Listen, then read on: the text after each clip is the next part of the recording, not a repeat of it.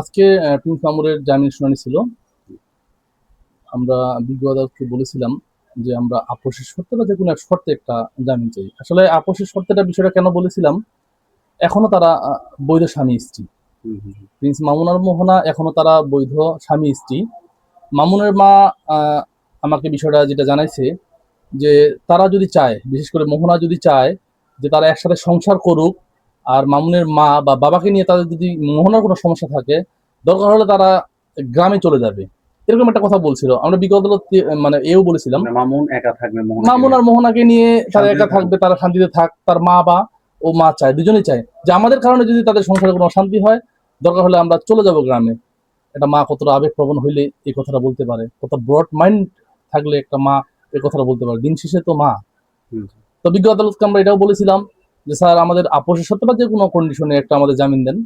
বিজ্ঞ আদালত কাস্টডি কম হয়তো বা ওনার কাছে মনে হয়েছে, বিজ্ঞ আদালত সেটা নামঞ্জুর করেছে। আমরা বিজ্ঞ আদালতকে এও বলেছিলাম যে যে আমাদের বিরুদ্ধে যে এলিগেশনটা যে 1 কোটি টাকা যৌতুকের জন্য চাপ দেওয়া, আসলে বিষয়টা আপনারা ভালোভাবে জানেন যে মামুন সহ মামুনের মা বা ওর ফ্যামিলির যদি টাকার এত বেশি লোভ থাকতো, মামুনের লায়লার তো অজস্র টাকা, লায়লার পিছনে থাকতো। বিষয়টা এরকম, আমি বিষয়টা অত্যন্ত ক্লিয়ার করেছিলাম যে টাকার লোভ থাকলে সে লায়লার সাথে থাকতে পারতো।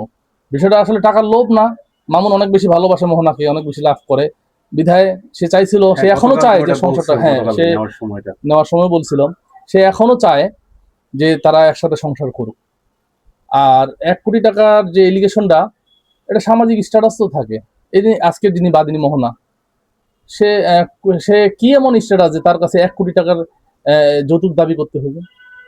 আর যৌতুক দাবির বিষয়গুলো আমরা সাধারণত লক্ষ্য করি যৌতুক আইনে 3 ধারা বা নারী শিশু নির্যাতন দমন আইন 11 গড় যে মামলার এলিগেশনগুলো এইভাবে আসে যে যৌতুকের জন্য মায়ের দেওয়া, গিভিয়াস হার্ট করা।